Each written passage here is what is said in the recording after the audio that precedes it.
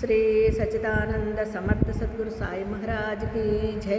సాయి బిడ్డలందరికీ కూడా సాయినాథన్ ఆశీర్వాదాలతో మనము 39వ అధ్యాయంలో ఉన్నామండి. ఈ అధ్యాయంలోని బాబా గారు సంస్కృత పరిజ్ఞానము, భగవద్గీత యొక్క శ్లోకములు, బాబా చెప్పిన అర్థము, మహాసమాధి మందిర నిర్మాణం, ఇందులో ఈ విషయాల గురించి ఉంటుంది. ఈ అధ్యాయంలోని భగవద్గీత ఎందుగల ఒక శ్లోకము బాబా చెప్పిన అర్థం ఉన్నది. ఈ అధ్యాయంలో కూడా బాబా గారు భగవద్గీత గురించి చెప్పిన అర్థం ఉన్నదంటండి. కొందరు బాబాకు సంస్కృతం తెలియదనియో, అది నానాసాహెబ్ చందోర్కర్ చెప్పినదనియో అనేది. కానీ హేమంత్ పంత్ 50వ అధ్యాయంలో ఈ సంగతిని విశదీకరించాను. అంటే ఈ 39వ అధ్యాయంలోని 50వ అధ్యాయంలో కూడా దీని వివరణ కొద్దిగా మనకి తగులుతుంది. అందుకని ఈ 2 అధ్యాయాలను ఒకే విషయం ఉండుటించే రెండును నిందులో పొందపరిచి ఉన్నారంట. 50 అధ్యాయంలోది ఈ అధ్యాయంలోది కలిపి ఈ అధ్యాయంలోనే పొందపరిచినారంట. అదేంటో మరి చూద్దాం. బాబా గారు తొలి పలుకులు. షిరిడి పవిత్రమైనది, ద్వారకామాయి పావనమైనది. ఏలన శ్రీ సాయి అచటనే నివసించుచు తిరుగుచు మసలుచు తుదకు అక్కడనే సమాధి పొందిరి. షిరిడి గ్రామ ప్రజలు ధన్యులు. వారి సర్వ కార్యములను బాబా నెరవేర్చుచుండెను. బాబా వారి కొరకే చాలా దూరము నుండి అచ్చటకు వచ్చెను. మొదట షిరిడి చాలా చిన్న గ్రామము. సాయిబాబా అచ్చట నివసించుటచే దానికి గొప్ప ప్రాముఖ్యము వచ్చెను. తుదకది పవిత్రమైన యాత్రాస్థలము అయ్యెను. అచ్చట నుండి స్త్రీలు కూడా ధన్యులు. చూడండి, షిరిడి పవిత్ర స్థలం ఎందుకయిందంటే బాబా గారు దాన్ని వచ్చి పావనం చేశారు. అలాగే ఆయన తిరిగాడి మసలుచూ మనల్ని ధన్యులను చేశారు ఆ షిరిడి రావడము. అలాగే బాబా వారి వరకే చాలా దూరం నుండి కూడా వచ్చేవారంటండి. చిన్న చిన్న గ్రామాల నుంచి కానీ ఇతర దూరాల నుంచి కానీ బాబా గారి కోసం అక్కడికి రావడము, అలాగే దాని నుంచి ప్రాముఖ్యము చెందడము జరిగింది. మరి ఆ విధంగా బాబా గారు స్త్రీలు కూడా ధన్యులైరి. అందులో అన్నారు కదండి, బాబా గారు అన్నారు, నేను స్త్రీల కోసమేరా షిరిడి వచ్చాను అని. అది నిజమండి. ఎందుకంటే స్త్రీల యొక్క కష్టాలు ఎలా ఉంటాయి అనేది బాబాకు తెలుసు. కాబట్టి అక్కడ ఆ పరిస్థితుల్లో స్త్రీలు అంత అవస్థపడేవారంటండి. నిజంగా బాబా గారు రావడం వల్ల వాళ్ళు కూడా ఎంతో పుణ్యం చేసుకున్నారండి, చక్కగా అభివృద్ధి చెందారంట. అలాగే వారి భక్తి నిస్సంశయముగా పరిపూర్ణమైనది. బాబా మహిమను వారు స్నానము చేయునప్పుడు, విసరునప్పుడు, రుబ్బునప్పుడు, ధాన్యము దంచునప్పుడు, తదితర గృహ కృత్యములు చేయునప్పుడు పాడుచుండెడివారు. వారి భక్తి ప్రేమలు పావనములు. వారు చక్కని పాటలు పాడుచుండెడివారు. అవి పాడిన వారికి, విన్నవారికి మనశ్శాంతి కలుగు చేయుచుండెను. చూడండి, అక్కడ స్త్రీలు ఈ విధంగా బాబాగారి యొక్క గొప్పతనం గురించి పాడుకుంటూ స్మరిస్తూ ఆ పనులన్నీ చేసుకుంటూ ఉండేవారంటండి. ఇప్పుడు మనం కూడా అంతే కదండి, అలాగే చేసుకోవాలి. అదే కదా బాబా చెప్పింది, నిరంతరము బాబా యొక్క నామస్మరణ చేసుకుంటూ మన పనులు మనం చేసుకుంటూ ఉంటే మనకుండే కష్టాలన్నీ తొలగిపోతాయండి. తెలిసి కానీ తెలియక కానీ రుబ్బినప్పుడు, దంచినప్పుడు జరిగిన పాపకర్మలు కూడా నశిస్తాయి అని బాబా మనకు చెప్పారు. మనం కూడా అదే విధంగా చేస్తున్నామండి, అలాగే చెయ్యాలి కూడా. ఓకేనా సాయిరామ్? బాబా చెప్పిన అప్పుడే కదా మనకి మనశ్శాంతి అన్నీ కలుగుతాయి. బాబా చెప్పిన అర్థము, బాబాకు సంస్కృతం వచ్చునని నమ్మవారు ఉండరు. నిజంగానే ఆయనకి సంస్కృతం వచ్చు అని అనుకున్నవారు ఉండరు. ఒకనాడు భగవద్గీతలోని ఒక శ్లోకమునకు బాబా చక్కని అర్థమును చెప్పాను. చూడండి, బాబా గారు ఆయనకి సంస్కృతం ఏం తెలుసు, ఏం తెలీదు, ఆయనకి ఏమో రాదు అనుకునేవారు. కానీ ఆయన ఎంత గొప్పగానో చెప్పారంటండి. ఒక శ్లోకమునకు బాబా చక్కని అర్థమును నానాసాహెబ్ చందోర్కర్కు బోధించి ఆశ్చర్యం కలుగు చేసిరి. నానాసాహెబే నేనే గొప్పవాడిని, నాకు బాగా వచ్చు అనుకునేవాడండి. బాబా గారికి సంస్కృతం ఏం రాదు అనుకునేవాడు. కానీ బాబా గారు నానాసాహెబ్ చందోర్కర్ గారికి ఈ శ్లోకాన్ని యొక్క చక్కని అర్థాన్ని బాబాగారు బోధించారంటండి. ఈ విషయమును గూర్చి బివి దేవు గారు శ్రీ సాయి లీలా సంపుటి పుటములో 563 స్ఫుట విషయము నందు రాసినారు. వారు స్వయముగా నానాసాహెబ్ చందోర్కర్ వద్ద నుంచి కొన్ని సంగతులు తెలుసుకొనుటచే ఆ వృత్తాంతం దిగువనివ్వబడెను. నానాసాహెబు చందోర్కర్ వేదాంతమును బాగా చదివినవారు. ఆయన వేదాంతాన్ని బాగా చదివంట. ఆయన భగవద్గీతను వివిధ వ్యాఖ్యానములతో చదివి ఉన్నందున తన పాండిత్యమునకు గర్వించుచుండెను. అతను నేను పెద్ద జ్ఞానిని, నేను అన్నీ చదివేశాను అని ఎవరి దగ్గర అండి? భగవత్ స్వరూపుడైన మన సద్గురు సాయినాథుల వారి దగ్గర. ఎంత ఎదిగేమనేది కదా, ఎంత ఒదిగేమనేది ఉంటేనే ఆయన దగ్గర చెల్లుతుందండి. ఆయన చాలా గర్వంగా నాకేంటి అన్నట్టుగా ఉండేవాడంటే. అప్పుడు బాబాకి ఈ విషయం కానీ సంస్కృతం కానీ తెలియదని ఆయన అభిప్రాయం. అందుచేత ఒకనాడు బాబా అతని గర్వమణిచెను. ఆ తొలి రోజులలో భక్తులు గుంపులుగా రానప్పుడు బాబా భక్తుల సంశయములను తీర్చుటకు ఒంటరిగా వారితో మసీదులో మాట్లాడుచుండెని. బాబా దగ్గర నాన్న కూర్చుని వారి కాళ్ళనొత్తుచు నోటిలో ఏదో గొణుకుచుంటెను. బాబా గారు సేవ చేసుకుంటూ ఆయన ఏదేదో నోట్లో అనుకుంటున్నాడంట. అప్పుడు బాబా గారు అంటున్నారు, చూడండి బాబా చెప్పింది, నాన్న ఏమి గొణుకుచున్నావు? అప్పుడు నాన్న అంటున్నాడండి, సంస్కృత శ్లోకమును వల్లించుచున్నాను. అయితే బాబా అంటున్నారండి, ఏ శ్లోకము? నాన్న చెప్తున్నాడు భగవద్గీతలోనిది. బాబా మళ్ళీ అడుగుతున్నారు, గట్టిగా చదువుము. నాన్న అంటున్నాడు, భగవద్గీత 4వ అధ్యాయంలోనే 34వ శ్లోకము ఈ క్రింది విధముగా చదివాను. తద్విద్ధి ప్రణిపాతేన పరిప్రశ్నేన సేవయా ఉపదేక్ష్యంతి తే జ్ఞానం జ్ఞానీనా తత్వదర్శినః. తద్విద్ధి ప్రణిపాతేన పరిప్రశ్నేన సేవయా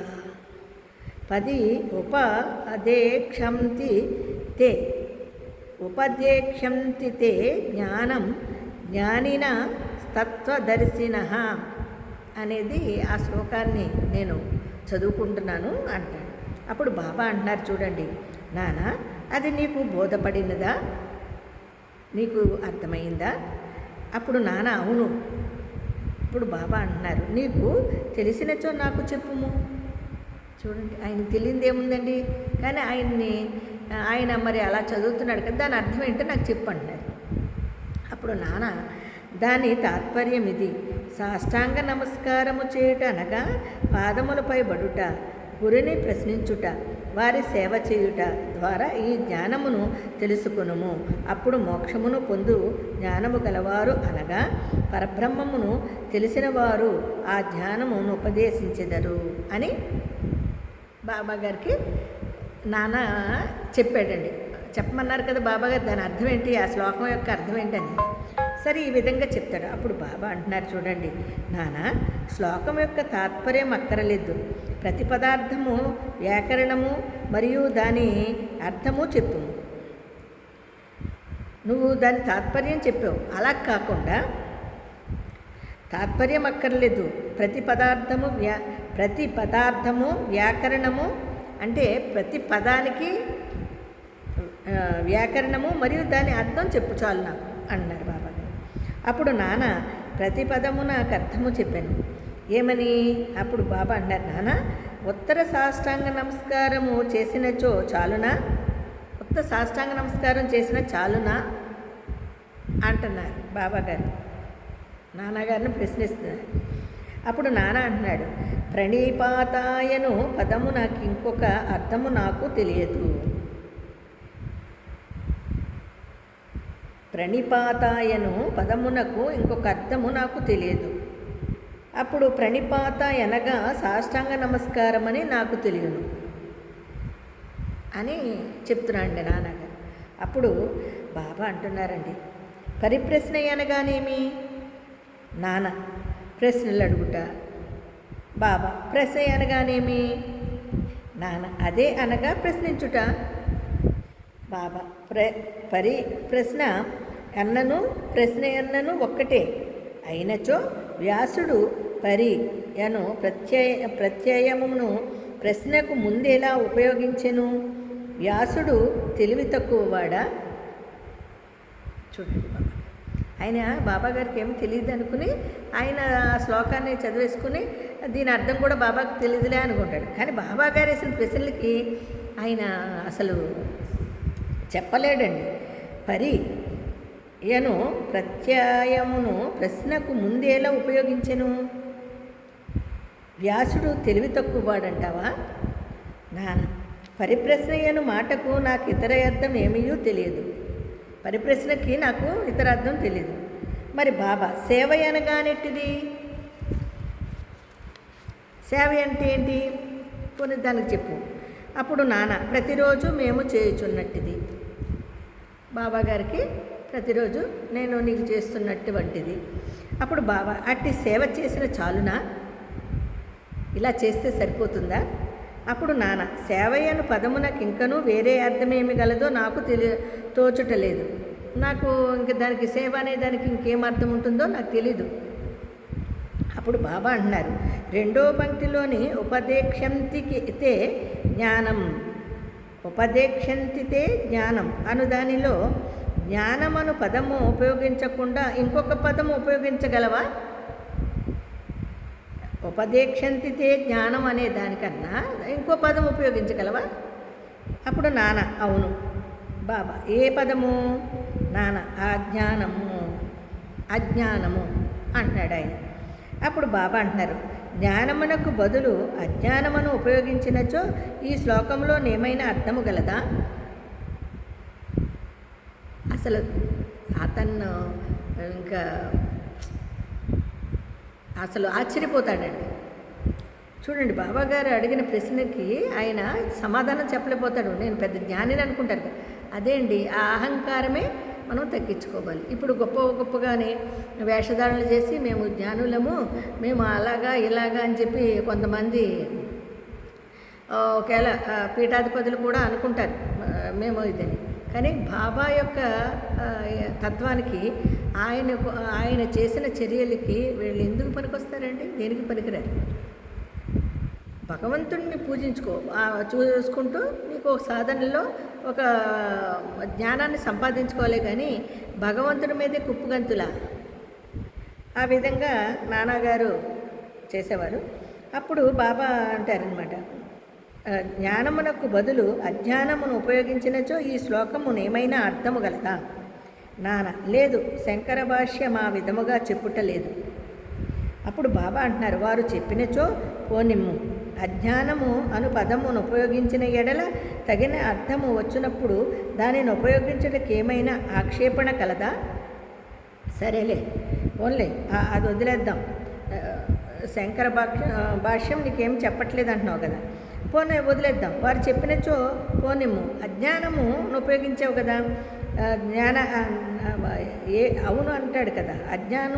జ్ఞానమునకు బదులు అజ్ఞానము, దానికి మరి అది కూడా వదిలేద్దాం. అజ్ఞానమును అను పదమును ఉపయోగించిన ఎడల తగిన అర్థము వచ్చినప్పుడు దానిని ఉపయోగించడానికి ఏమైనా ఆక్షేపణ కలదా? అజ్ఞానము పదమును చేర్చి దాని అర్థమును విశదపరచుట నాకు తెలియదు. అజ్ఞానము అను పదమును చేర్చి దాని అర్థమును వివరించడం నాకు ఇంకా తెలియదు. అప్పుడు బాబా అంటున్నారు, కృష్ణుడు అర్జున్ని జ్ఞానులకు తత్వదర్శులకు నమస్కారము ప్రశ్నించుట సేవ చేయుమని చెప్పనేలా? స్వయముగా కృష్ణుడు తత్వదర్శి కాడా? వారు నిజముగా జ్ఞానమూర్తియే కదా. చూడండి, అప్పుడు అవును, అతడు తత్వదర్శియే. కానీ అర్జునుడు ఇతర జ్ఞానులను నేల సేవించమనినో నాకు తోచటలేదు. నిజమే, కరెక్టే, అవును, తత్వదర్శియే. కానీ అర్జునుడు ఇతర జ్ఞానులను నేల సేవించమనేనో నాకు తోచట్లేదు, నాకు తెలీదు. బాబా నీకది బోధపడలేదా? సిగ్గుపడాను, అతని గర్వం అడిగాను. అప్పుడు బాబా ఇట్లు వ్యాఖ్యానించాను. చూడండి, ఎంత భావార్థాన్ని ఎంత ఈజీగానో బాబా గారు దాన్ని వివరించడము ఈ నాన్నకి అర్థం కాలేదండి. ఆశ్చర్యపోయి అసలు సిగ్గుపడిపోయాడండి. నేను జ్ఞానినని గర్వంతో విరమిగాడు కదా. ఈయన అడిగిన ప్రశ్నలకి ఆయన చెప్పిన సమాధానాలకి ఆయనకి మతిపోయింది. అప్పుడు జ్ఞానుల ముందు ఉత్త సాష్టాంగ నమస్కారము చేసినచో సరిపోదు, మనము సద్గురువునకు సర్వస్వ శరణాగతి చేయవలెను. అది నువ్వు జ్ఞానుల ముందు ఉత్త సాష్టాంగ నమస్కారం చేసినచో సరిపోదు, మనము సద్గురువునకు సర్వస్వ శరణాగతి చేయాలి. రెండోది, అది రెండోది వచ్చి ఊరక ప్రశ్నించుట చాలదు. దుర్బుద్ధితో కానీ దొంగ ఎత్తులతో కానీ వారిని బుట్టలో వేయుటకో కానీ వారి తప్పులను పట్టుట కానీ పనికి మాలిన ఆసక్తితో కానీ అడగకూడదు. నిజముగా తెలుసుకుని దానిచే మోక్షము పొందుటకు కానీ ఆధ్యాత్మిక అభివృద్ధికి కానీ అడగవలెను. అబ్బా, ఇదండి, ఇది అసలు పాయింట్. ఇప్పుడు చూడండి, ఊరకే ప్రశ్నించడము, తెలిసి తెలియకుండా ప్రశ్నలు వేసేయడము, దుర్బుద్ధి కానీ దొంగ ఎత్తులు కానీ చేయకూడదు, ఎదుటివాడిని బుట్టలో పడేయకూడదు, వారి తప్పులను పట్టుటకు కానీ వారి తప్పులని పట్టకూడదు, పనికి మాలిన ఆసక్తితో కానీ అడగకూడదు. ఈ పనికి మాలిన ఆసక్తి ఉంటుంది కదండి, అడగకూడదు. నిజంగా తెలుసుకుని దానిచే మోక్షము పొందుటకు కానీ ఆధ్యాత్మిక అభివృద్ధికి కానీ అడగవలెను. నువ్వు ఆధ్యాత్మిక అభివృద్ధి పొందాలనుకుంటే అడగాలి. యక్ష ప్రశ్నలు కొంతమంది చూడండి, తెలిసి తెలియక యక్ష ప్రశ్నలు వేసి విసిగిస్తూ ఉంటారు. అలాగే చేయకూడదు. వాళ్ళ ఆధ్యాత్మిక అభివృద్ధి పెంచడానికి మనము వాళ్ళకి తెలియపరచాలి. అంతేగాని నీకేదో తెలిసింది కదా అని ఇతరులకి తెలియని ప్రశ్నలు, యక్ష ప్రశ్నలు వేయకూడదు. అది మూడోది, సేవ అనగా ఇష్టము ఉన్నచో చేయవచ్చును, లేనిచో మానవచ్చునని అభిప్రాయముతో చేయునది సేవ కాదు. చూడండి బాబా ఎంత గొప్పగా చెప్పారు. ఇప్పుడు నిజమే కదండి, సేవ అనగా ఇష్టము వచ్చినచో చేయవచ్చును, లేనిచో మానవచ్చును అని మన అభిప్రాయాన్నితో చేసేస్తాం. అది సేవ ఎలా అవుతుంది? ఇష్టపూర్వకంగా భక్తిపూర్వకంగా మనము సేవ చేయాలి, సర్వస్వ శరణాగతి చేయాలి. చేస్తే సేవ అది. అంతేగాని ఏ పై మెరుగులతోనో పై ఇదితోనో మనం చేసుకుంటూ వెళ్ళిపోతే అది ఎలాగవుతుంది? సేవ అవుతుంది? అవ్వదు కదా. శరీరము తనది కాదనియు దానికి తాను యజమాని కాదనియు, శరీరము గురువు గారిదనియు వారి సేవ కొరకే శరీరం ఉన్నదనియు భావించవలెను. అదండి, ప్రతి భక్తుడు ఈ విధంగా ఆలోచించాలి. శరీరము తనది కాదనియు దానికి తాను యజమాని కాదనియు, శరీరము గురువు గారిదనియు. నువ్వు భగవంతుడికి సర్వస్వ శరణాగతి ఏ విధంగా అవ్వాలి? నీ అభిప్రాయము, నీ భావాన్ని ఈ విధంగా పెట్టుకోవాలి. పెట్టుకున్నప్పుడు కదా మనము సేవ చేసే భాగ్యం మనకు లభిస్తుంది. ఇట్లు చేసిన సద్గురు శ్లోకములో చెప్పబడిన జ్ఞానమును బోధించును. అది అప్పుడు కదా నీకు లభిస్తుంది జ్ఞానం అనేది. ఇట్లు నువ్వు సేవ చేసుకున్నావు అనుకో, అప్పుడు కదా నీకు జ్ఞానం వస్తుంది. లేకపోతే ఎలా వస్తుంది?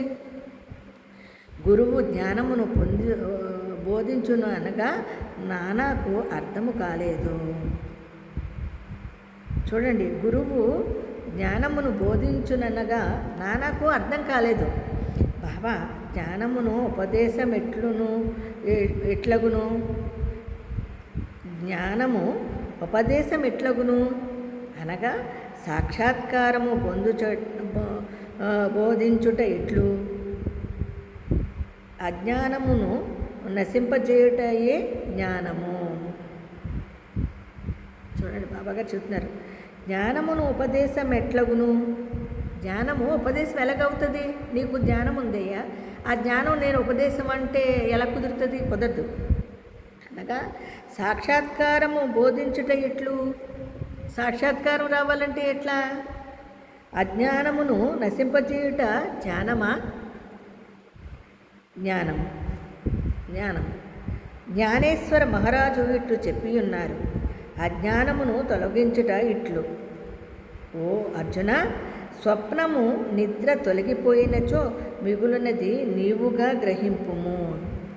అదండి, చాలా ఇంట్రెస్టింగ్గా ఉందండి ఈ అధ్యాయం. బాబాగారు గీత యొక్క శ్లోకాలు దాని భావార్థాలని ఎంత పరమార్థంగా మనకు వివరణ ఇచ్చారండి. ఇందులోని చాలా చాలా అసలు దాని పరమార్థం తెలుసుకునే తీరాలండి. తప్పకుండా తెలుసుకోకుండా ఏదేదో చదివేశామని.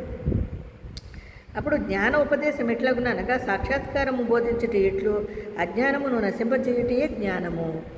జ్ఞానేశ్వర మహారాజు ఇట్లు చెప్పి ఉన్నారు, అజ్ఞానమును తొలగించుట ఇట్లు. ఓ అర్జున, స్వప్నము నిద్ర తొలగిపోయినచో మిగులనిది నీవుగా గ్రహింపుము. అంతే కదండి, మనము నిద్రపోతాం. నిద్రపోయి లేచిన తర్వాత అమ్మయ్య నేను లేచాను అనుకుంటాం. కానీ ఆ నిద్రపోయినంతసేపు మనం కాదు. ఏమో ఇప్పుడు చాలామంది పుణ్యాత్ములు నిద్రలోనే మరణిస్తారండి. నిజంగా పుణ్యాత్ములండి అది. కాబట్టి మనం నిద్రలోంచి లేచిన తర్వాత అమ్మాయి మెలకుగా ఉన్నామంటే ఉన్నాం అన్నమాట, అంటే బతుకున్నాం. నిద్రపోయినంతసేపు మనము ఒక శవంతో సమానం. అది స్వప్నము నిద్ర తొలగిపోయినచో మిగులినది నీవుగా గ్రహింపుము. జ్ఞానమనగా నజ్ఞానమును నశింపచేయుటయే. అది ఈ యొక్క ప్రతి వ్యక్తి ఈ విధంగా ఆలోచించి చూడండి, ఎలా ఉంటుంది. నిజమే కదా. అయితే జ్ఞానమనగా నజ్ఞానమును నశింపచేయుటయే, చీకటిని తరుముటయే, వెలుతురు ద్వైతమును నశింపచేయుటయే. అంటే అక్కడ ఏం చేసాం మనము? చీకటిని కూడా జయించాం. చీకటిని తరుముటయే, వెలుతురు ద్వైతమును నశింపచేయుటయే. ద్వైతమును నశింపచేసేదమనగా అద్వైతమును గూర్చి చెప్పుట. చీకటిని నశింపచేసేదమనేచో వెలుతురును గూర్చి చెప్పుట. అది ద్వైతమును నశింపచేసేదా అనగా అద్వైతమును గూర్చి చెప్పుట. చీకటిని నశింపచేసేదామనచో వెలుతురు గూర్చి చెప్పుట. అద్వైతమును పొందవలెనన్నచో ద్వైతభావమును మనలో నుంచి తీసివేయవలెను. అది ఇప్పుడు చీకటిని తరుముటయే వెలుతురు, ద్వైతమును నశింపచేయుట. ద్వైతమును నశింపచేసేదేమనగా అద్వైతమును గూర్చి చెప్పుట. చీకటిని నశింపచేసేదమనచో వెలుతురు గూర్చి చెప్పుట. అద్వైతమును పొందవలెనన్నచో ద్వైతభావమును మనలో నుంచి తీసేయాలి. అది ఏ అద్వైతమును పొందు జ్ఞానము. అదండి, మనలోంచి తీసివేయవలెను. అది ఏ అద్వైతమును పొందు జ్ఞానము. ద్వైతములోని ఉండి అద్వైతమును గూర్చి మాట్లాడగలవారెవ్వరు? అది అంటే మిడిమిడి జ్ఞానం అంటారు చూడండి. మనకి తెలిసి తెలియకుండా మాట్లాడడం.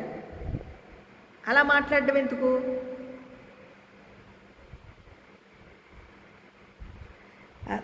అద్వైతములోను ఉండి అద్వైతమును గూర్చి మాట్లాడగలవారెవ్వరు?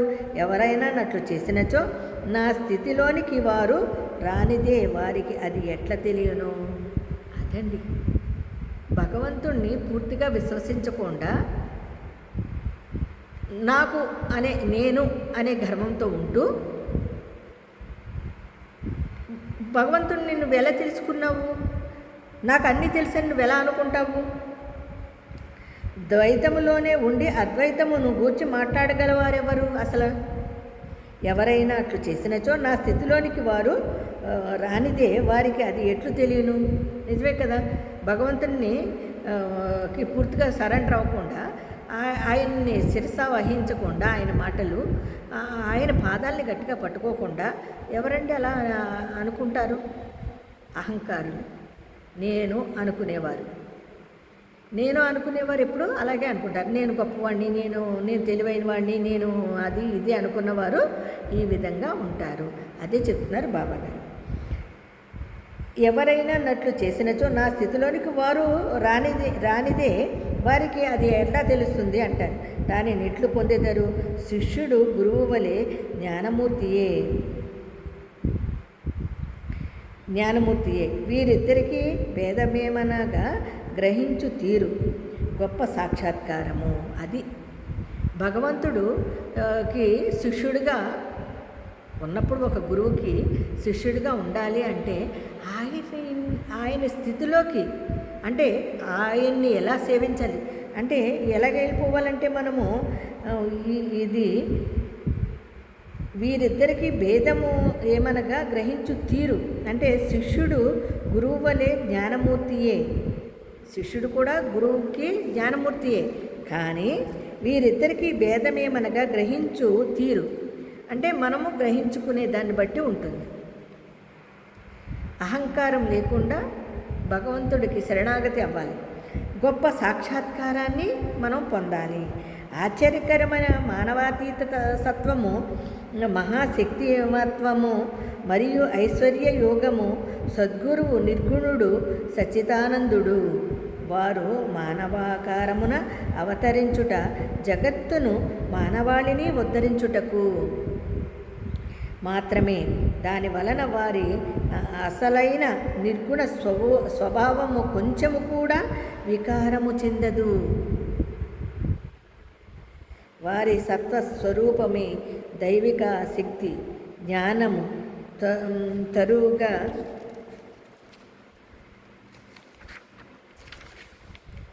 తరుగకుండా ఉండును. అదండి, చూసారా ఎంత గొప్పగా ఇందులో ఇచ్చారో. ఆశ్చర్యకరమైన మానవాతీత సత్వమును, మహాశక్తిమత్వమును మరియు ఐశ్వర్య యోగము సద్గురు నిర్గుణుడు సచ్చిదానందుడు.